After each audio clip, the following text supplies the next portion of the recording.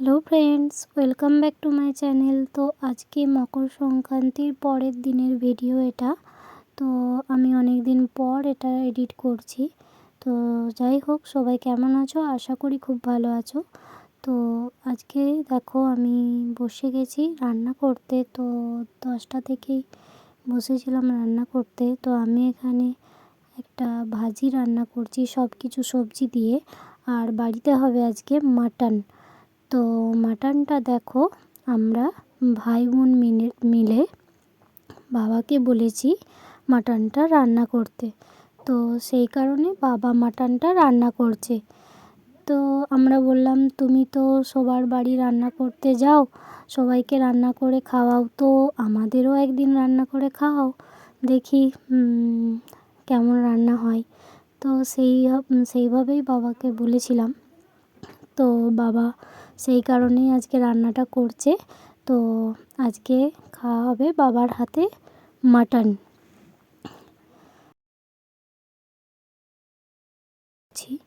তো যাই হোক, বাবার রান্নাটা কিন্তু খুব ভালো করেছিল। তো মোটামুটি বাবা ভালোই রান্না পারে। আর আমি যে রান্না শিখেছি, সবাই মায়ের কাছ থেকে রান্না শেখে, কিন্তু আমি শিখেছি আমার বাবার থেকে। মানে সব কিছু রান্না কীভাবে কী পদ্ধতিতে করতে হয় না করতে হয় সব কিছু আমাকে বাবা শিখিয়েছে।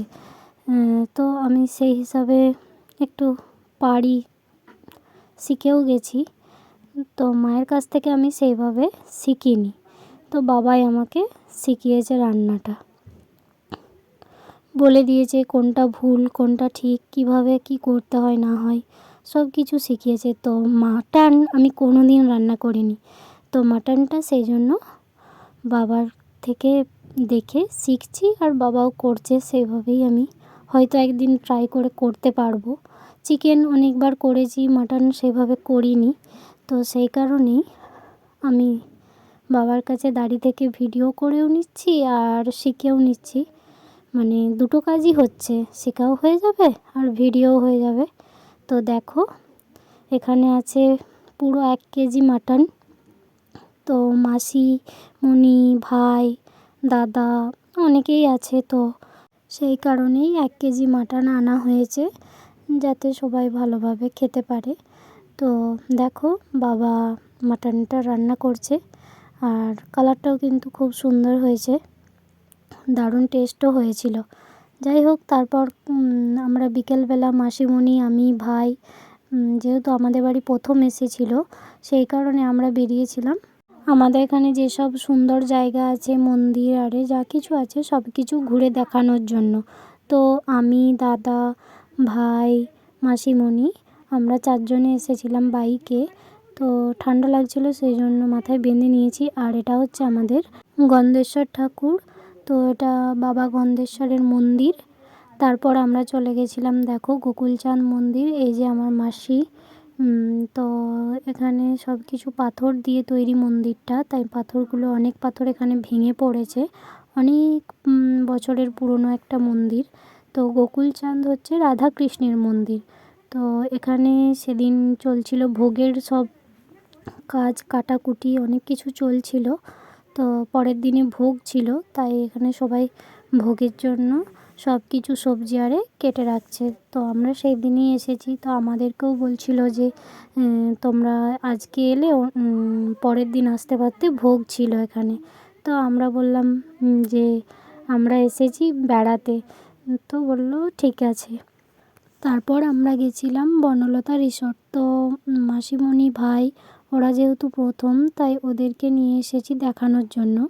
আমরা তো প্রায়ই আসি, তো মাসিমণিরা প্রথম এসেছে, তাই ওদেরকে দেখানোর জন্য নিয়ে এলাম।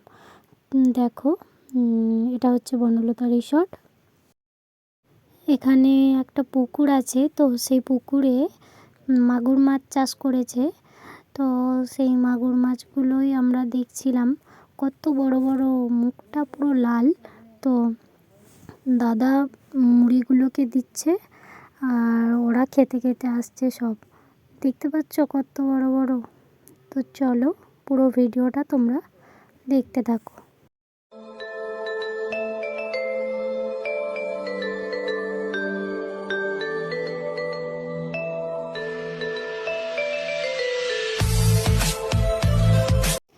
তারপর আমরা চলে গেছিলাম খরগোশ দেখতে। তো এইখানে এই পুচকু খরগোশ দুজনে কি সুন্দর সামনাসামনি মুখে বসে আছে।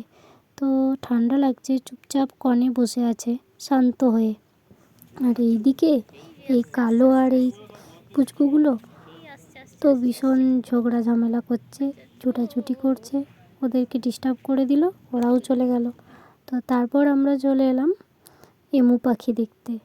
তো এগুলো তো আমরা প্রায় দেখি, তাই আমাদের সেরকম ইন্টারেস্ট কিছু লাগেনি। ভাই মাসিমণি ওরা দেখছিল, তাই দেখলাম। তো চলো, এটাই হচ্ছে বনলতা। একটু একটু করে ভিডিও করেছিলাম, সেগুলোই তোমাদের সাথে শেয়ার করলাম। তারপর আমরা খাওয়া দাওয়া করলাম, বাড়ি ফিরে এলাম। চলো টাটা সবাইকে, দেখা হচ্ছে অন্য ভিডিওতে।